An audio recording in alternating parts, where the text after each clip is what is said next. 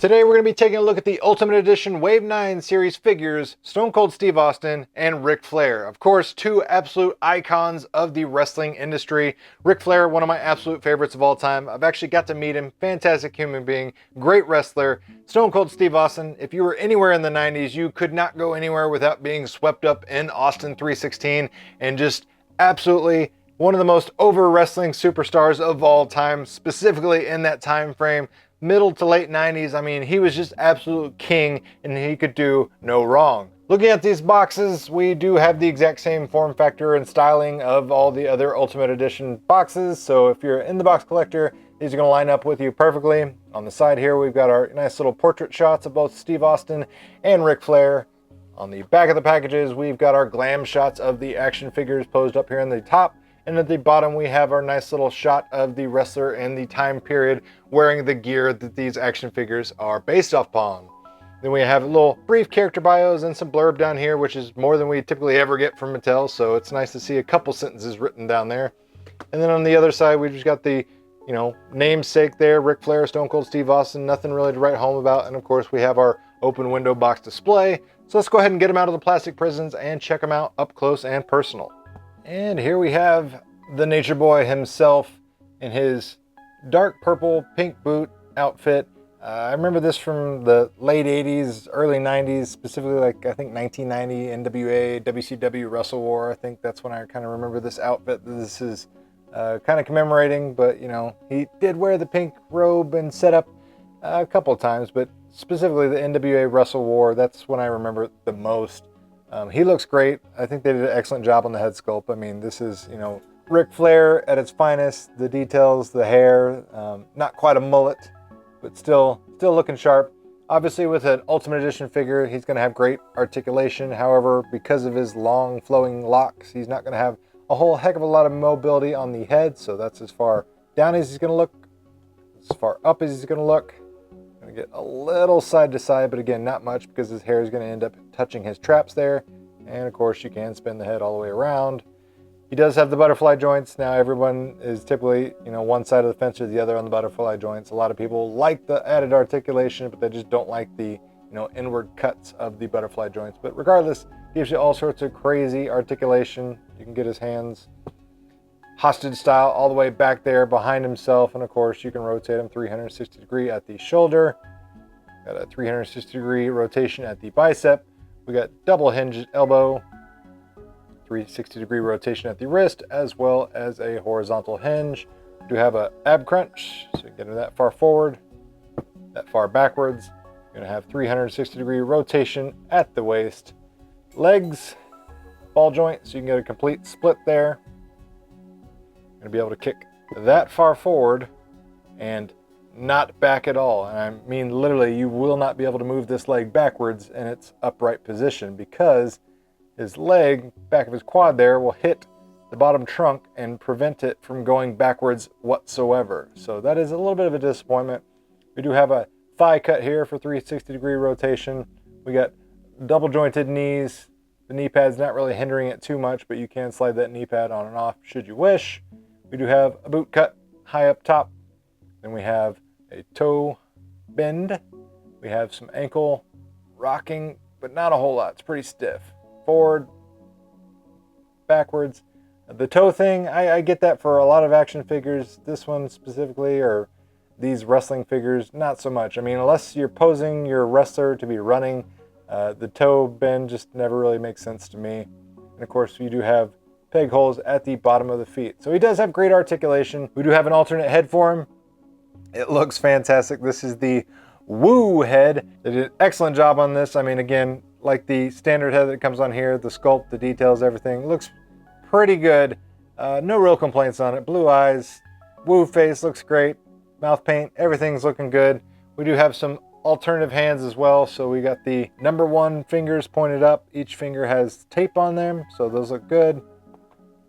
And of course, it wouldn't be a Ric Flair figure without his classic 4 fingers up for the 4 horsemen symbol. Again, we got the index finger and the middle finger taped up real nice. And standard on his normal hands that come on the figure, we also do have the taped up fingers as well. And of course, he comes with the big gold championship belt. This is my absolute favorite championship design of all time. This is just, you know, when I think of wrestling, specifically WCW wrestling, I think of this.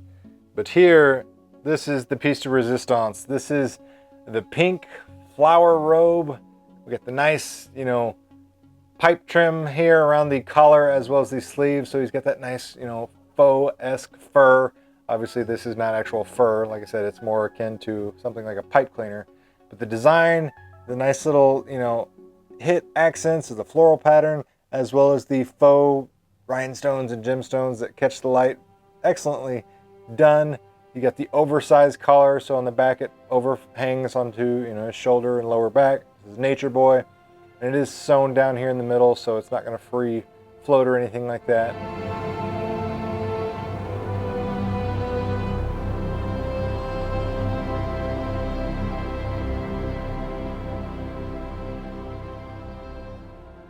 With the robe on, he looks absolutely fantastic. Previously, my favorite Ric Flair figure in my collection was this WrestleMania 8 figure. Had, you know, great articulation. It's got a really good face sculpt as well. The robe was nice, but again, it is not anything comparable to this bright pink robe with the fur and everything. I mean, yeah, his WrestleMania 8 robe was nice. It didn't have all the fur and everything like that. But, I mean, just look at this robe. And then you look at this robe. I mean, it's a night and day difference. So this is definitely going to be my new favorite Ric Flair figure. I think a lot of people will probably join me in that sentiment. But overall, very happy with the Ric Flair action figure. And we have the Texas Rattlesnake himself, Mr. Stone Cold Steve Austin. He looks fantastic. Now, obviously, Stone Cold figures, they all relatively are pretty much the same through and through. The only really difference is maybe an accessory or two or in a number of braces, but for the most part, I mean, he wore the same basic black gear throughout almost his entire tenure as Stone Cold Steve Austin. So black trunks, black knee pads, short black boots, black wrist tape. Every once in a while that would be white wrist tape, but you know, for the most part, all the figures are going to look the same. Articulation, same as Ric Flair. It's going to be almost identical. The only difference really is going to be his head, so he's going to be able to look up and down and side to side just a little bit more than Flair, mainly because he's bald and doesn't have that hair. Does come with the gold rope chain, pretty standard for what he was wearing for a couple of years in the mid to late 90s. Got that face sculpt with that, you know, angry expression like he just stunned somebody. Thanks to these butterfly joints, you're going to be able to get him in that classic Stone Cold Stunner position much easier than any other figures, so that is a definite win. You do have the, you know, common detail down here of his tattoo on the calf with the Texas Longhorn and the Texas State. Single knee brace on his left leg, which is accurate to what this figure is portraying. So this was basically Steve Austin after WrestleMania 14 or in WrestleMania 14, depending on how you look at it. He does come with some awesome accessories. First up is this Austin 316 t-shirt, and got the classic Stone Cold skull logo on the back. Now you will notice that this is not a Velcro t-shirt. So a lot of the wrestling t-shirts have a Velcro seam and then you can put them on that way. This is like a spandexy material that you'll have to stretch on top of them. However, it is easy enough to do. I recommend you just pop off the head. You can pop off the hands as well, make it a little easier on yourself, but slide this onto him. It looks great. Then of course we have a Stone Cold Steve Austin 316 leather vest. Not really made of leather, but we got the Stone Cold classic skull there on the left breast, and then Austin on the right 316. And on the back we got the Stone Cold and the triple skull on the lower back of the vest. He does come with the blue WWE Championship belt. Slightly inaccurate because it has the scratched WWE/WWF Attitude logo here at the top when it actually was the block old school WWF logo. But I mean, at least they got the color of the strap right. That's a nitpicky detail, but you know, who really cares? The strap looks good. This was, you know, right after WrestleMania 14 with the Shawn Michaels, Mike Tyson whole fiasco when that happened. And he does have a Stone Cold Steve Austin hat, the Smoking Skull logo at the top there. And we have some different heads. So we have this one. He's got a bit of a laugh to him. Mine does have a little bit of a red scratch there. I don't know if I can remove that or maybe scuff that off. It was like that in the box, but a much more generous, happy-go-lucky expression. And then we have the serious deadpan expression, like he is listening to you and getting ready to beat the you-know-what out of you for whatever is coming out of your mouth. And of course, it's Mattel. They have to do things by, certain standards. So we're getting two interchangeable hands with pointer fingers, but it's not the pointer fingers that you were expecting. Obviously, Mattel is not going to release figures with middle fingers flying up because they are a children's toy brand.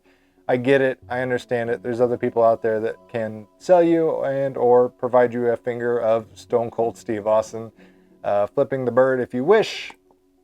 And then we also have two closed fists, so you can put those on him if you wish. And then finally we have the WWE microphone, so you can have him cutting a promo if you want him. Previously, my favorite figure was the SH Figuarts Stone Cold figure. It has all sorts of crazy, great articulation, posability.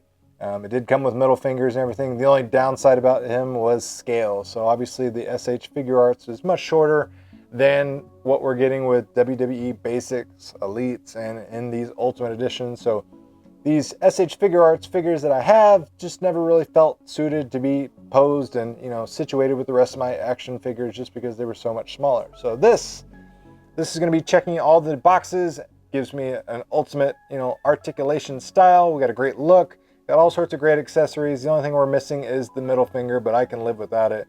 So this is definitely going to be my new favorite Stone Cold Steve Austin action figure. Now, if you're interested in picking up either one of these, whether it be the Ric Flair or the Stone Cold Steve Austin figure, I'll put product links down in the video description box below, and I highly recommend you check them out if you're a fan of either one. If you enjoyed the content, make sure you hit that like button, share this video with your friends if you found the information helpful, and as always, thanks for watching, guys.